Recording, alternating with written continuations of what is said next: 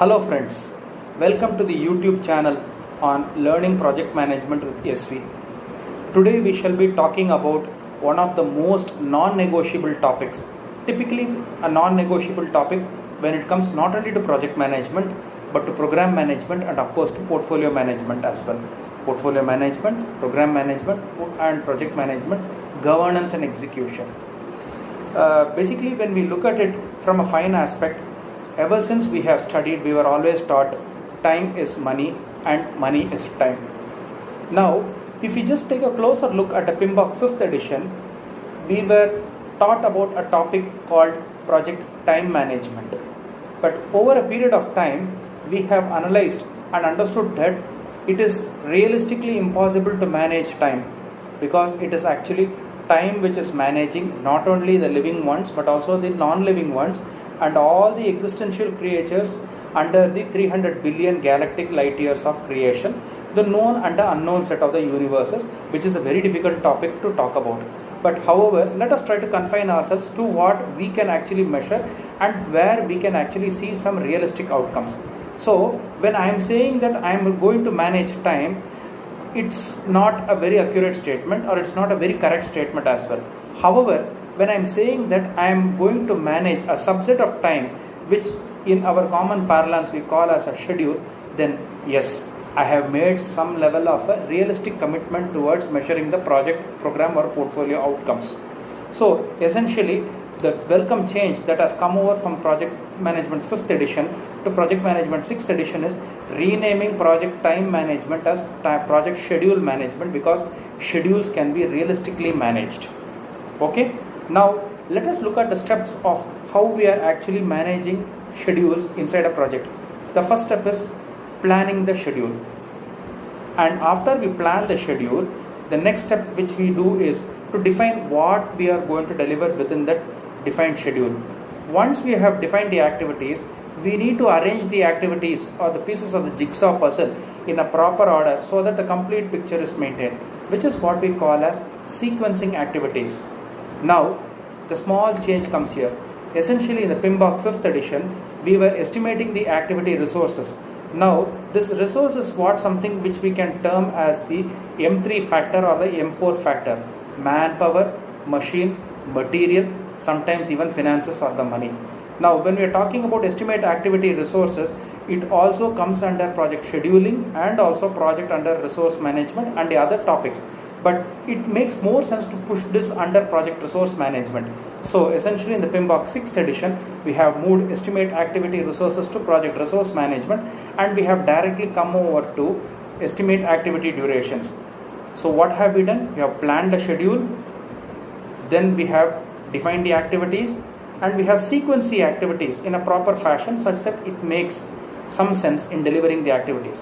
And then essentially after sequencing the activities, we now arrive at how much of time these activities will take. In other words, it is about understanding the estimating of the activity durations. Once I have all these four parameters, what do? I arrive at what we call as a schedule development factor or which we call as a developed schedule. Now, in all these activities, there is something which we see as the smallest activity and the longest time which any activity will take before we say that the project attains completion.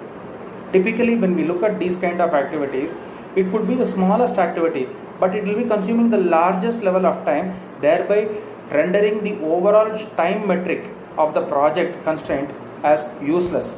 Such an activity which puts the entire development of the schedule on risk is what we call in project management as a critical path.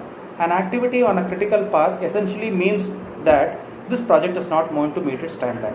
And if it is not going to meet its timeline, no customer is going to pay you for the extra money which we have incurred after we have elapsed the time. Which means to say that the project actually has no value after you are going to deliver beyond the timeline. So in order to account for such a lapse, what we do is we look at what are all the areas where we can insert some level of constraints internal to the project by virtue of which this critical path can be converted into a more realistic execution path at a project level, at a resource feeding level and at also the resource measurement level. This is what you call as a project buffer, a feeding buffer and at a resource buffer.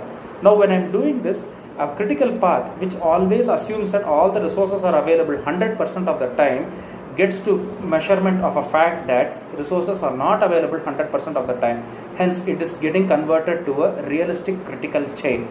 Now I have a couple of my friends who have asked me, where do these concepts actually come into when we talk about Agile project management? Now in Agile projects, typically there is a common activity which we see as a backlog refinement or backlog grooming or backlog cleaning. When you are prioritizing backlog execution items over high, medium and low or very less important, what happens is essentially you are prioritizing the value which is actually derived over time. A backlog refinement essentially converts a critical path which is inherently existing in the path to a negotiable and to a functional critical chain. So essentially we plan schedule, we define activities, we sequence the activities, we estimate the activity durations, develop the schedule and control the schedule. I really want to thank you for your time and for all the efforts that you have spent in viewing this channel. Please do take some time to like, share and subscribe to this YouTube channel.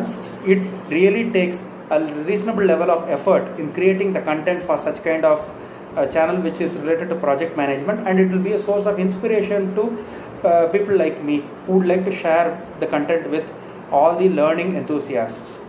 So on account of all the effort that you would have spent in trying to learn PMP, I take this opportunity to wish each and every one of you a happy learning session and also wishes for a great and a happy, safe weekend as we go down the line. Stay home, stay safe and have a great learning session. Thank you.